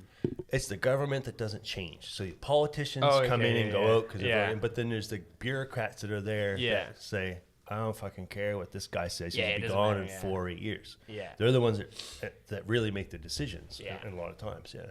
Like your CIA guys and your Pentagon guys, like the theory is that they have an agenda that's been set and been going Yeah. for decades. Yeah. And when someone comes along, like Kennedy that doesn't agree, they shoot him. Or Richard Nixon The Irish. that wanted to get out of the war, they set him up. And Yeah. yeah, Bobby yeah. Kennedy, they shoot him. You know, and when a president comes in that doesn't play ball, they get rid of him somehow, or they blackmail him or something like that. Yeah. Yeah. Oh, yeah. Because it is kind of a weird thing to think that someone just show up, be the president out of the blue for 4 years and run a country. They don't really run the country. No, I no, mean, they don't do There's anything, people yeah. that have been there long before them and be there long after them that are really pulling the strings. Yeah. And they've got the deals, the backdoor deals with all these countries and weapons companies and the big business. Because the big business are the ones that run the media, the pharmaceuticals, the weapons. They run it all. Who oil run- company? Like, is there any like certain type of person that runs the media? Well, they're all owned by these stocks, and there's like Yeah. 3 companies that own everything, like Yeah. BlackRock. And there's these big companies that just own fucking everything. Yeah. They're the ones really making the decisions. Oh yeah. I think. Yeah, Yeah. it's scary. Yeah. But I think. It's not democracy. Oh no, really. no, yeah, I'd agree with that. But it's just class welfare shit. Yeah. Billionaires making billionaire decisions. Yeah. I know I brought up Trump, and I'm sorry. It's all right. But there was an in between where Travis got sad, so that's interesting for me. I thought I'd As cheer somebody- people up by I bringing think up it's Trump. sad. I've been People love same him. mood I've been in all day. I'll tell you what cheered me up. I just don't that want mango foolish fruited mango I'm just- IPA I had tonight. Holy cannoli, that I'm was just a nice scared of beer. war. I got a 19-year-old son that never backs down from a fight. I got a 10-month-old grandson. I just don't. And this is a military town. Like, all my customers are military. These guys go over to fucking China, and they're flying between Taiwan and China, and they're getting flares shot at them from the Chinese and stuff like that. And they come back and tell me these stories. Like, I don't want that. I know so many young men that went to Afghanistan, had to do horrible shit, and they're fucked up with PTSD. Oh yeah. Yeah, get stuck in a traffic jam with a guy, and he got blown up in Afghanistan 3 times, and gets stuck in a traffic jam in Halifax next to a bus, and he's losing it in the seat beside me because he's terrified. Yeah. I don't want that to happen to my friends or my family Yeah. anymore. It's also so wild to even think of like how World War II has affected even like our generation of like a grandfather, great grandfather, having that PTSD, not knowing what it was, going out to a small community and raising a giant family, infecting like 10 to 12 people if they're Catholic with like fucking wild aggressive tendencies. Yeah. Them having to deal with it and then bring war is just so horrific. It's nuts that like when the world wars is like, it's not even the people gone, it's the people who came back that like were fucked. We're living that, in like, a place more, like our country, like here, we didn't even see the fighting. Oh yeah, the guys went over there, saw the fighting, and brought some of that trauma back. Yeah. But imagine being in, like, what are the people in Ukraine gonna feel? Like the people in Gaza, like, what are those kids gonna feel for the next decades? Right? Oh like, they've seen some shit. Yeah. We're so isolated from it. I think we just kind of flipping about it. Like it doesn't really bother us, but these people see that shit. Yeah.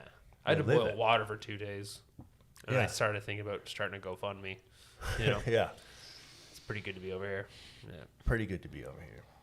What's the vibe? Are we sticking around for a bit? Because I'll go grab some brewskis from the car. Whatever. Daddy wants a pop. I gotta pee. So I'm gonna go pee. Take a break? Sure. Yeah, take a break. If you'd like to support us, please visit Roof Hound Brewing Company at 573 Main Street, Kingston, or buy our product wherever it's available, including our Foolishly Optimistic IPA at your local NSS. Thank you. It's kind of the only real income stream for Canadian comedians is getting your stuff played on satellite. Big time, Oh. Sorry, I just canceled my satellite. It's okay. And what a bitch that was. I had to argue with him for days. I have no About idea canceling who is paying for satellite. I'm always confused by It's that. because you can't get out Car of the rental contract. companies. Yeah, I think that's it. I think it's literally car rental companies Truckers. and new cars. So Yeah. like your car comes with a year of Sirius or something like that. Yeah. Like I don't think anyone is paying for that. It Truck is nuts, but drivers like do. the vast majority of comedians who are making a full-time living doing stand-up, like 75% of that money probably is satellite radio streams. Just nuts. And I did listen to that. Like I would listen to that like late night.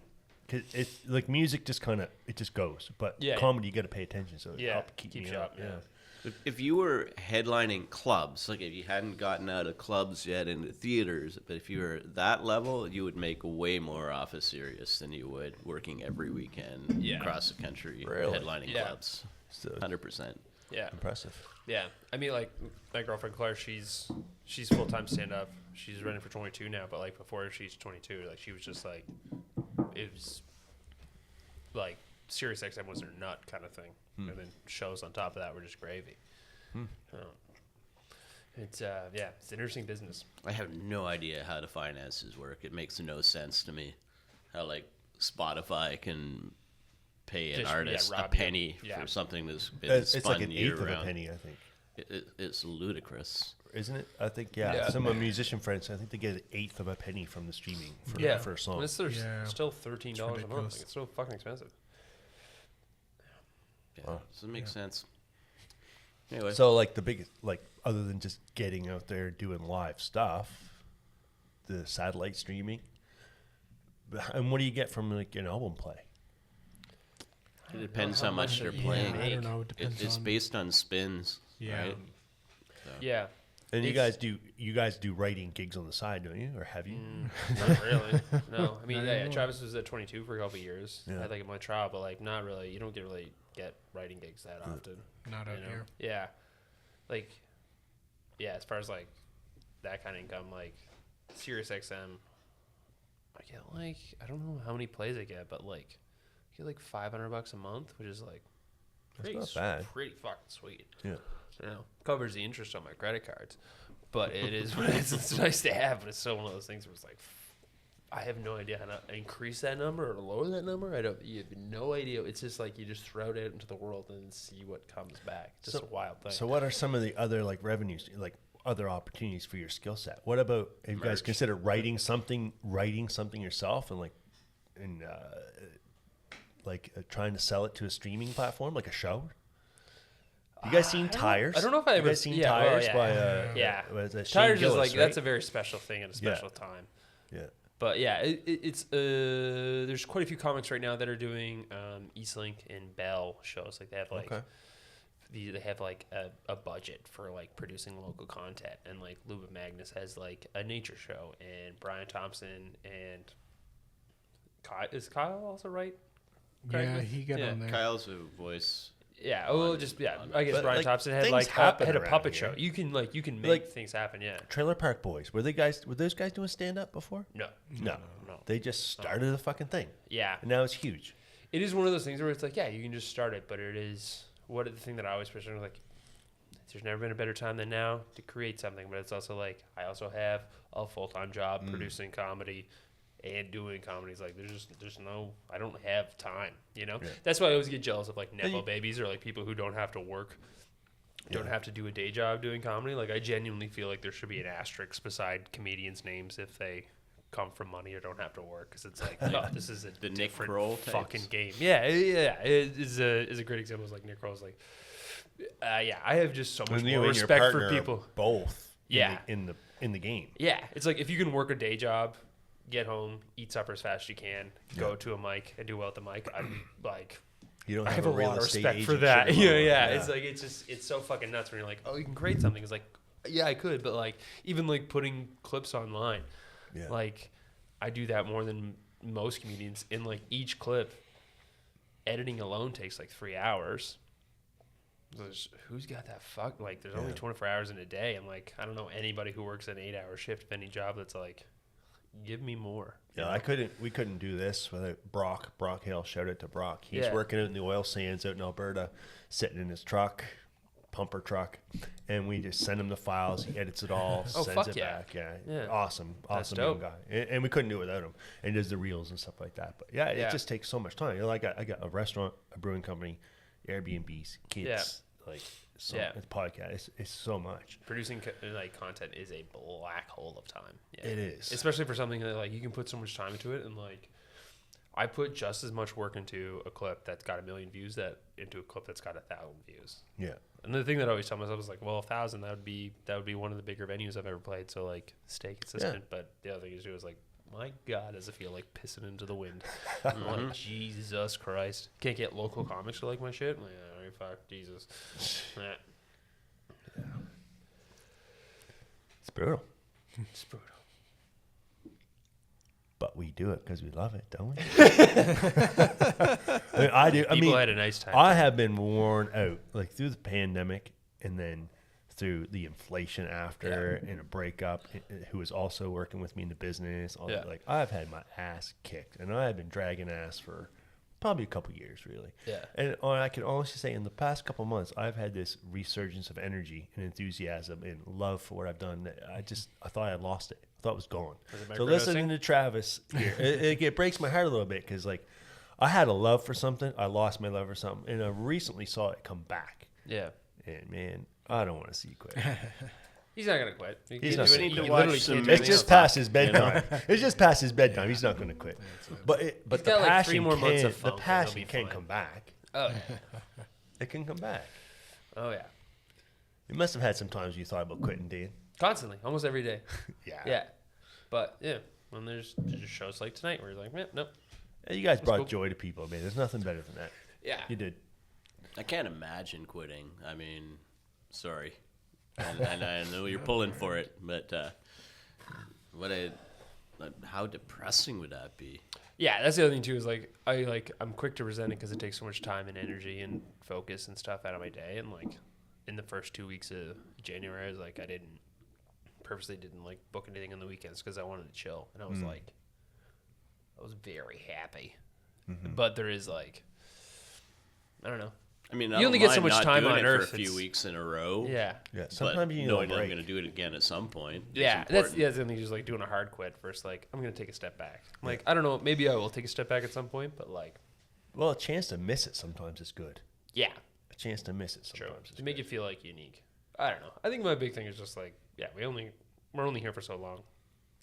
And Talking as about much as life. I love relaxing, I'm like very, very much so an introvert, and like to like be in my own space, but I'm constantly not there, and I get a lot of really great experiences out of that. I think that's very nice.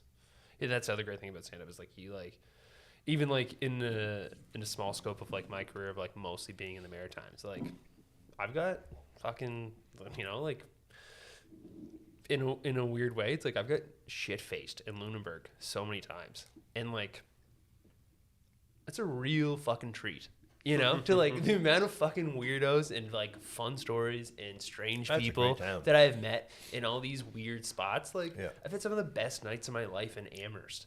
And you're like, yeah, I'm sure if you toured the entire country or maybe you toured the States, you like get these places. But like, it's like, well, yeah, I've got like good stories about every single town in this province in New Brunswick and PEI. Like, it's been a real treat to like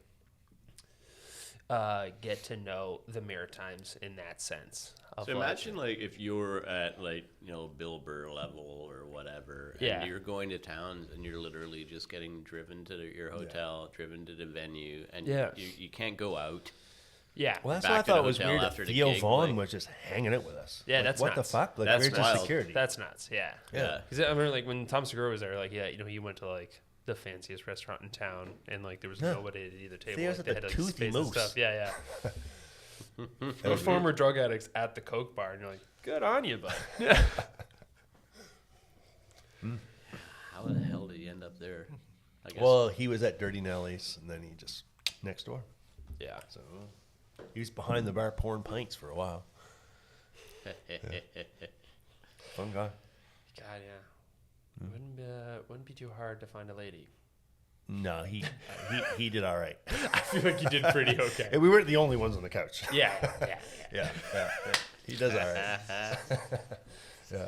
We're just my son's just such watching a Minx big fuck fan. all over. Here we are. My son and I ended up to the show like a little bit late, so we didn't miss him, but like we're like the last people get a seat, so we're just coming through, and then I hear, "Hey, Les," and it was Gavin Robichaud, a bartender that had been right there on the podcast just a couple days before. So we sat with him and his wife, and we're watching this. We're just two of like 9,000 people. And the next thing you know, we're hanging out with Theo till 4 a.m. It was like a dream come true. That's fucking wicked. When you have that with your son, because to Theo, that was big. His dad was 70 when he was born.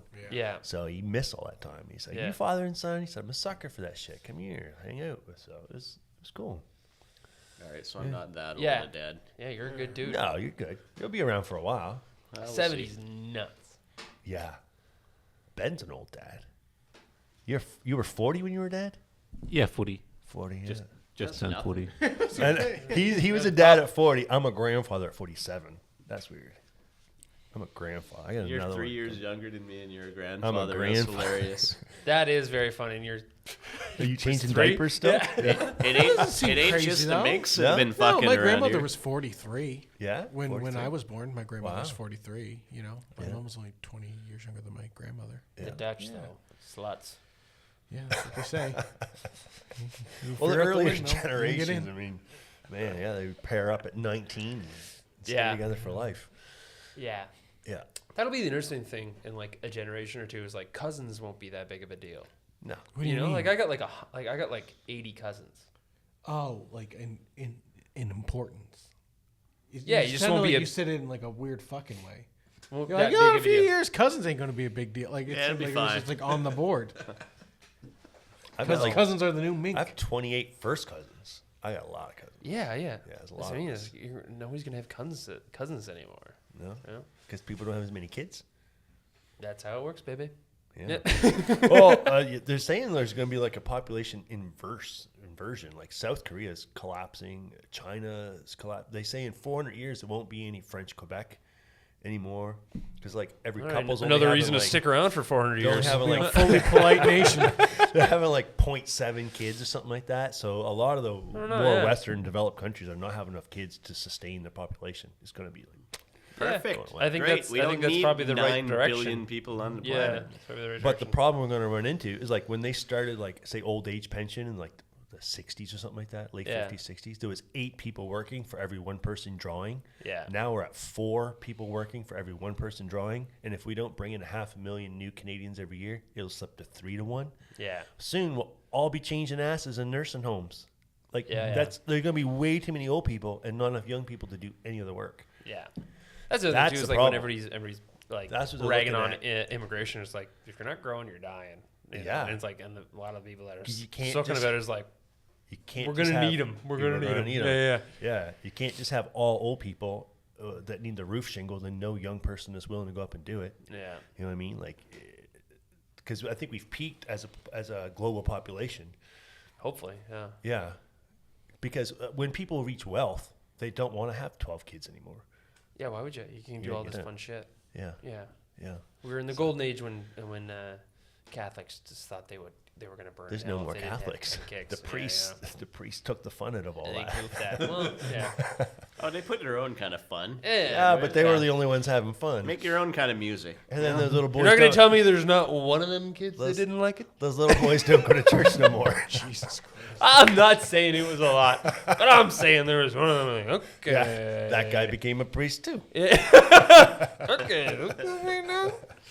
But then the Chinese one-child policy, like that's really messed things up there too. 'Cause Yeah, they they're- goofed it. They goofed it. Yeah. Yeah. They've been known to goof it. Yeah. Someone didn't do the math. For people who are supposed to be so good. And then, of course, as you guys discovered tonight, I'm Kingston's on having fire right Kingston's having no babies. You know what? You ask the room a question, no one's going to admit to anything because they don't want to be picked on. You say, "Who here's got kids?" Nobody says a word because they don't want to be. They don't want to be the point of the joke. Yeah. Well, it was funny, even though people like when I was like, "Oh, I had children, but they're adults now," and you're like, "Well, that's."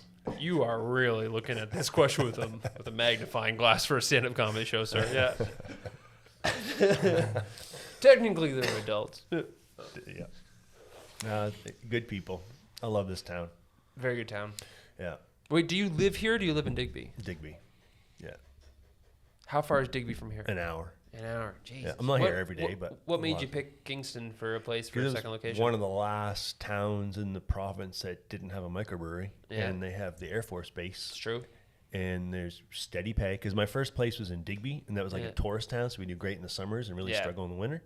So in October of 19, I opened this one, and the Digby was supposed to be just a summer location at that Yeah. point. So we closed it in December. Anything happen in the Come next few spring, months? Yeah, Yeah. exactly. Everything's shut down. So then the tourists just didn't come back for a couple of years. Yeah. And there was nobody willing to work, so I kept this one going. And Yeah.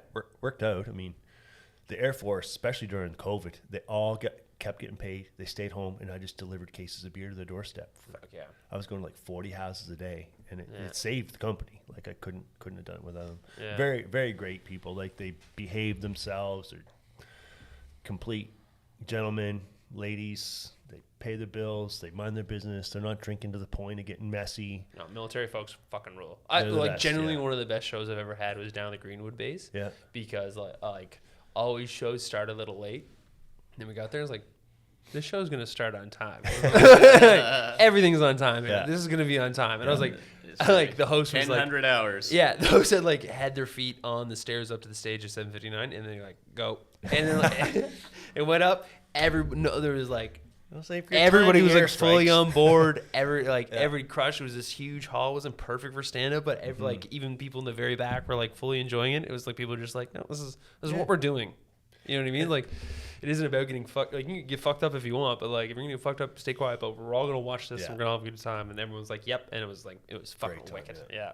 Yeah. And like what we do for food and beer and stuff like that, it's a little bit different, right? So like your normal like small rural Nova Scotia town might not dig it. They just want like their regular shit. But these Air Force guys, they've been all over the world. Some have been stationed in Germany or BC, Montreal. Like they've been all over the place. So they have a little bit bigger sense of what they want, a little broader, a little different palette. They're game for us. They're game for some different kind of stuff. So fuck yeah, it was a great fit. Well, it's a good call. It's a shame you decided to open when you did, but lucky still up, that baby. I did too. Yeah, that's also true. Lucky that we did I too. mean, Because if I hadn't, I would have lost everything. Yeah. Yeah. And also like just like the size of the space, I assume. Yeah. Well, I didn't. The value of it's probably a little different than when you bought I didn't it. own the build. I didn't buy the building right away. Okay. I actually bought the building during COVID. So because I was at the point where like I don't want to keep running like a break-even business in a rented building. So it was like do or die. And the owners were willing to sell it to me, but and I just couldn't come up with the money because it's like just tight times. Yeah. I had a tiny house for sale, and one day the owner called me up, the owner of this building. He said, "Les, I got 2 other offers." He said, "I want to give it to you, but you got to find the money." I said, "Kim, I just signed the deal this morning on the house. I'll have you the money next week. I'm like, holy shit, that was close. Jesus. Yeah, it was close. It was really fucking close. It's just like, and it's like time over time, just coming so close. Because the time we opened this, remember, Ben, there was in Digby. did, Yeah, Ben was working with me. He was my brewer at the time. We had lost $60,000 that year because the ferry wasn't coming from Bar Harbor to Yarmouth. Yeah. And between my place was in kind of like the rural neighborhood, and between us and town, they were building a rotary, so there was no traffic coming from that way. Yeah. There was no traffic coming from that way, and by August, I had lost $60,000 that year. Yeah. And I said, "All right, guys. Well, I know we're just standing there in an empty restaurant on like what should be a normal booming day. Yeah. Nobody there." I said, "I'm going to open another one," and everyone looks at me like, "You're fucking crazy." Yeah. So I found this enough. place on Kijiji. I had no money. I was going through a divorce at the time. Yeah. My ex-wife, or soon-to-be ex-wife, was a shareholder in the company. She don't want anything to do with another restaurant that's losing. Ben was going to buy in, but he was like, I don't know about that. And then my girlfriend at the time was working in the restaurant. And like, all right, guys, we're gonna pull this together. And was like, I don't fucking think so. Yeah. So I signed the lease, came up here, paint, renovate. When they closed the place, they just locked the doors with food in the walk-in. They were just moldy. It was 9 months of just rot and stuff. Yeah. Had to clean all that. I'm painting, cleaning. I'm just so happy. I did all this on just like home hardware credits and like brew shop credit, like just store credits. I Yeah. renovated this building, had no money. 7 days from opening, I convinced a lady at one of our lending agencies not to give me a new loan, but to top up an old one. So I'd paid an old loan down a way. She goes, I can't give you a new one, but a wink, wink, I'll top up an old one. Yeah. So 7 days from opening, I had $9,000, which was enough for the renovations, first payroll, and the grocery order. And then in the first 7 weeks, we did $105,000 sales. Like, holy fuck, that was close. Yeah. Jesus Christ. Oh man, like the stuff you do sometimes, you're just so close to the wire. Yeah. And like in here, like a couple weeks ago, like Ben and his wife keep the books for the company. It's like, all right, well, what bills are we gonna pay now? It's like, and I'm like you, Travis. I'm like, am I gonna fucking quit? Like, I don't know if I can keep doing this. Yeah. And then here, we just had an amazing week, like probably triple anything we expected. Fuck yeah. And like, all right, we pay the bills. We're Yeah. getting through. We're gonna keep this going. Spring's coming. Things we'll get there. But it's only because I found I refound my love and passion for it, my joy for it. Because if you're not enjoying it, you're not gonna do a good job. Yeah. Yeah. It's been a wild ride. Fuck. All right. Yeah, It's bedtime. it is. Well, I appreciate what you guys did today. Oh man, yeah. I Thanks for appreciate having what us, you buddy. did. Yeah, It's it's a real treat to come out here. Miracle for Really my was. company, for our neighborhood, for our Yeah. people. I mean, I saw couples out there laughing, people having a And great they time. never laughed before. It's not A lot of no, people I've laughed never for the first seen- time tonight. I never seen them laugh like that before. We've had Yeah. the comedy here probably, like you said, like 10 times. I've never seen them laugh like that Yeah, before. this That is was a particularly good show. perfection from Yeah. beginning to end. Every act, host, everything was nailed. This is a new high bar to reach now. It really is. Every show that's not It's this exciting. is a failure. No. But I think this is a night to remember. It was awesome. Very true. Night to remember. That was Well, awesome. thanks, guys. Not another word. I appreciate it. All right, perfect. Thanks, guys. Thank you. Thank you for listening. Please like and subscribe, or if you'd like to support us, please visit Roof Hound Brewing Company at 573 Main Street, Kingston, or buy our product wherever it's available, including our Foolishly Optimistic IPA at your local NSS. Thank you.